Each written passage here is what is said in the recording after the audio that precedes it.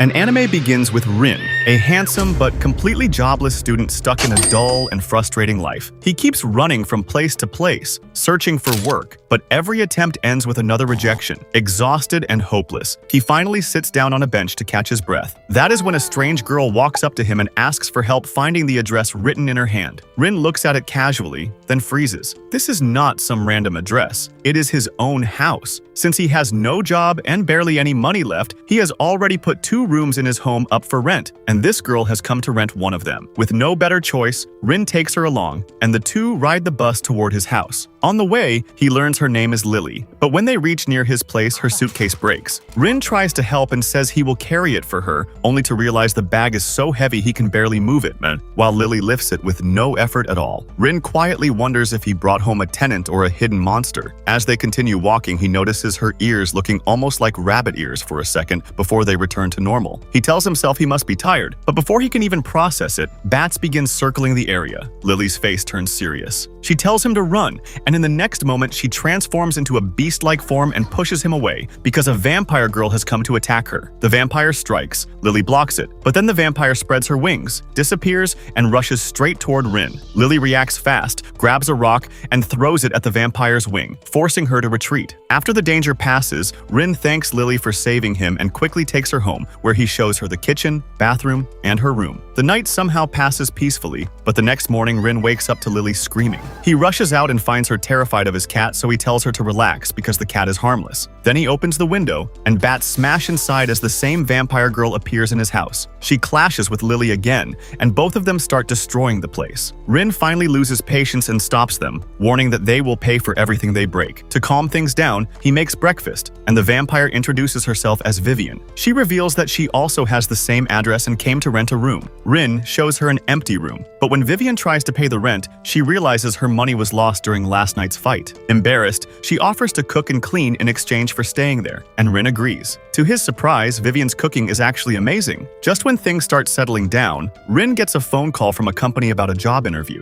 They give him an address, but when he reaches the location, he finds nothing but an empty piece of land. Then the phone rings again, and the caller tells him to touch the advertisement on the pole beside him. Rin does it, and suddenly a massive castle appears in the sky and pulls him upward until he lands in front of its gate. An electric-looking man opens the door for him and disappears. Inside, Rin finds a woman waiting for him. She tells him he is now in Space Hall number 35 and introduces herself as Raven, his new boss. Rin is completely confused and asks what job she is talking about, why she wants him, and why he is here when he never applied for anything. Raven explains that this is not a normal job someone applies for. The job chooses the person. She tells him he has been selected to work with the Space Empire, an organization that manages and balances different worlds and beings across the universe. When Rin asks why he was chosen, Raven points to Lily and Vivian, saying he must have noticed they are not human. They are special beings called outcasts, and the fact that Rin managed to keep them under control proves he is suitable for the role. She brings him into a strange room and explains that his duty is to care for outcasts like Lily and Vivian, protect them, and stop them from disturbing the balance. Rin asks what happens if he refuses, and Raven calmly says they will erase his memories from the last 2 days and return him to his normal life. Rin only asks her to promise that he will not be forced to do anything evil. Raven assures him that their goal is peace, and the salary is good too. The moment Rin hears about the money, his resistance weakens, and he signs the contract. He returns home and tells Lily and Vivian everything, but neither of them knows who Raven is. Still, they guess she is probably not connected to the demon hunters. Vivian then explains that demon hunters are genetically modified humans who hate outcasts. After a long war between both sides, the hunters gain the upper hand, forcing outcasts to keep moving from place to survive. After such a strange day, Rin finally lies down to rest, but when he wakes up, he finds himself in an unfamiliar world. At first, he thinks it is only a dream, until wolves start chasing him. He runs, but one of them jumps on him and bites him. Rin wakes up in shock, relieved for 1 second, until he notices wolf fur still in his hand. Now he knows something is wrong. He tells Vivian what happened. She checks the fur and finds no magic on it.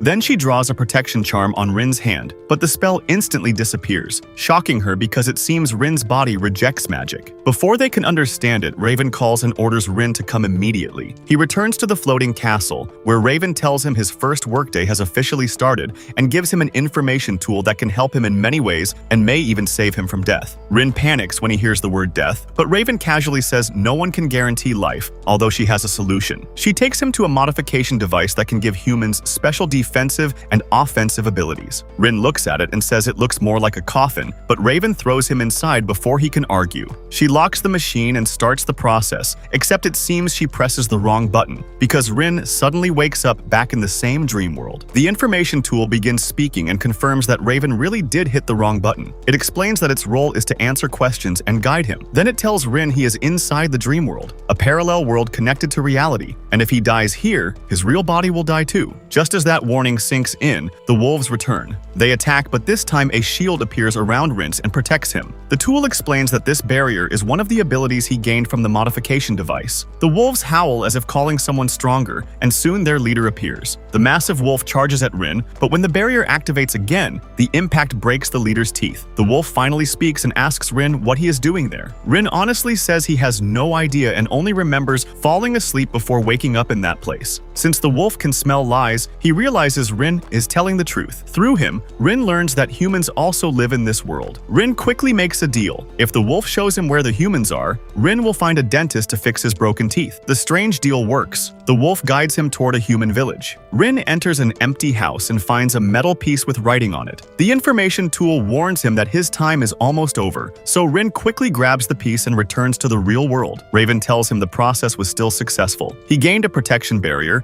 and his strength, speed, stamina, and healing ability have all increased. When Rin asks about the dream world, Raven explains that it is a parallel world connected to their own, and ordinary humans cannot enter it. Raven explains that reaching the dream world normally requires a special charm, but Rin tells her he went there while sleeping, and the proof is the wolf fur he brought back, along with the metal piece he found there. But when he searches for the metal, he cannot find it anywhere, making it seem like the item never came back with him to the real world. And before he leaves, Raven tells him there is an outcast he must retrieve from Europe, and she has already booked first-class tickets for him, Vivian, and Lily. So the three of them take a plane and travel for the mission, eventually reaching a hotel in England to rest, while the mission location turns out to be a castle called Yorkford. Vivian sends her bats to watch the area, but strangely, she finds protective charms inside the hotel, so she warns Rin that something is wrong, and they need to leave immediately. Suddenly, a man named Simba appears and tells Rin that he wants to talk to him. He says he knows the area they are heading to because Yorkford Castle is famous for ghosts and strange supernatural events. Vivian pulls Rin aside and tells him she can feel a demon hunter inside the hotel, and she suspects the man named Simba. Right then, they hear his voice from the next balcony, and Simba admits she is right, saying he really is a demon hunter. Vivian gets annoyed and asks if he is joking because no demon hunter would openly admit that, but then he uses magic and teleports right in front of them, saying he is also going to the same place and can help them. Vivian quickly agrees, and when Rin asks why she accepted so easily, she explains that Simba is probably planning something, so it is better to keep him close where they can watch him. After that, they take a train and see a news report where a man named Angus claims he saw a ghost at Yorkford Castle and says this is not the first time something like this has appeared there. He also reveals that the government has offered a cash reward to anyone who can drive the ghost out of the castle. The moment Vivian hears about money, her eyes light up because she is broke, and this chance has come straight to her. Then three strange-looking people enter the train, looking exactly like ghost hunters,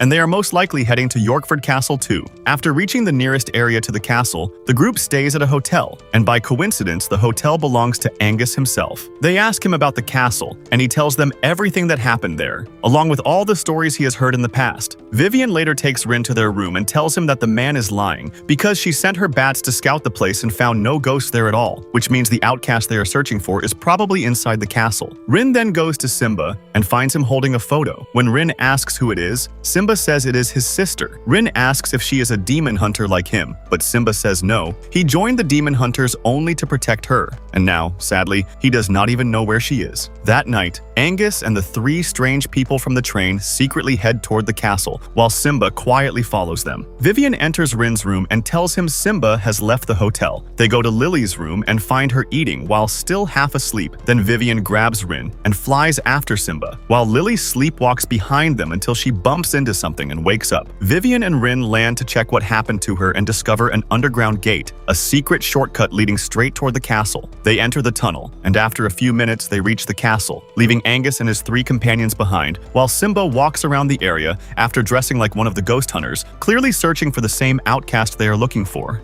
Before he can enter, Vivian releases her bats on the 3 people with Angus and appears in front of them in her vampire form, scaring all 3 of them away so their first group is cleared. They enter the castle and find strange writing they cannot understand, so Rin uses the information tool to translate it. The writing reveals that as more people visit the castle, the number of guests at the hotel will increase too, making it clear that someone is using the ghost rumors for business. They continue deeper into the castle and find more writing on the walls. Vivian explains that these markings are meant to suppress magic and are usually used by demon hunters, meaning there is probably a demon inside this castle. The moment she touches the wall, a trap activates and arrows rain down on them, but Rin quickly uses his shield to protect everyone. Then they find a huge rolling rock and run along the wall to avoid it, but as they continue behind it, the floor suddenly opens beneath them and they fall down. When Rin wakes up, he is shocked by the amount of gold and jewels around them, and Vivian happily thinks they are finally rich. But before she can grab anything, Rin stops her and tells her not to trust what she sees.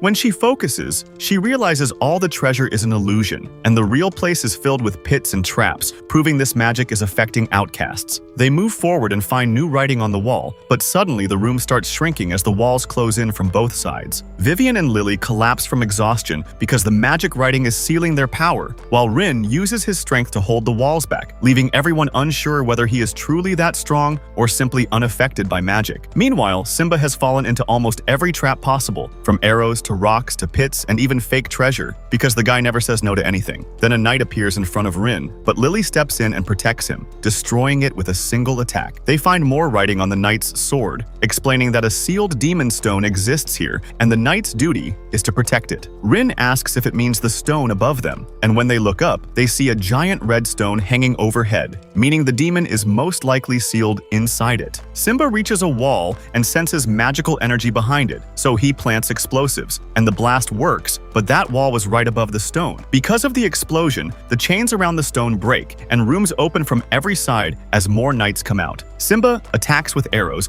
and uses magic to remove them, but their numbers are too high. Vivian gathers her strength to launch a powerful attack, while Lily knocks down knights one after another. Vivian finally gathers enough magic and prepares to strike, but all her power is absorbed by the magic stone, which sends it toward the sky, and suddenly meteors begin falling to the ground. The stone shatters, the seal breaks, and a giant demon emerges from it. The demon lands, grabs Rin and Simba, and flies out of the castle, while Vivian takes Lily and chases after him. Vivian prepares an attack to save Rin, but the demon lets him go and says, "Are you the one who came for me?" Rin is confused and says, "For you? Came to find the outcast." The demon replies that he is the outcast, and the information tool confirms it. He introduces himself as Zax, then looks at Simba and asks who the man with Rin is, but before anyone can answer, he says it does not matter and throws Simba into the forest. Rin realizes that the ghosts everyone talked about were actually the knights protecting Zax, and they were the reason people were scared. Zax says they are useless now and destroys the castle with one blow. Rin then asks how they are supposed to take him back looking like that, but Zax says it is no problem and transforms into a human form that looks like a powerful wrestler. Rin returns to Raven and reports the mission's success, and Raven explains that Zax is from space, while the magic stone was actually a gate connecting space and Earth, and Zax successfully opened that gate. Now Rin must take care of Zax along with Vivian and Lily. When Rin returns home, he finds that Vivian has cooked food, cleaned the house, and even washed the clothes. Then she tells him to wait because she found something in his clothes, and when she shows him the metal piece, Rin is shocked because it is the same metal he took from the dream world, meaning it must have slipped into his clothes by accident. Vivian cannot read the writing on it and says she has never seen that language before. A week later, Raven calls Rin again, and on the way he sees a girl singing on the street and is impressed by her voice. After that, he goes to Raven's office and finds her clearly annoyed because an outcast who was supposed to arrive on Earth drifted off course and ended up on a faraway planet. Rin's mission is to go to that planet and bring the outcast back. Rin barely starts asking what kind of planet she means before Raven cuts him off and says it is an order, and he will go using their technology, which will transfer him to that planet. She also warns him that it is a water planet, so she will send someone with him who has experience in aquatic environments, and that person turns out to be the same girl he saw singing earlier. Not only will she help him, but she is also one of the outcasts, meaning Rin must take care of her too, making his house feel more and more like a hotel. Her name is Yuma, and she tells them that her mother was a mermaid, but she herself was born on Earth. Zax decides to go with them because he has experience with planets and outer space. The three of them prepare for the trip and board a space vessel. This ship is supposed to take them to the planet's outer atmosphere, then transfer them into a smaller craft that will bring them down to the surface. And once they finish the mission, Raven will send another vehicle to bring them back. The ships are fully automatic, even controlled by an AI captain, and as the journey begins, they pass the time by playing cards. After 10 hours, the captain announces that they are about to transfer to the smaller ship, but suddenly, the vessel shakes violently. The captain reports that they are under attack by aliens, so they rush toward the smaller craft, but the problem is that its door is locked because the system has been damaged by the attack. Zax says it is not a problem. So Rin and Yuma get inside while Zax goes down to force the door open. He has to transform into his demon form and tear it apart, and at that moment, the smaller craft launches, carrying Rin and Yuma down to the planet. They crash into the water, and Yuma quickly transforms into a mermaid and saves Rin from drowning. When Rin wakes up, he finds himself in a strange place, and the information tool tells him that he has entered the dream world because he lost consciousness.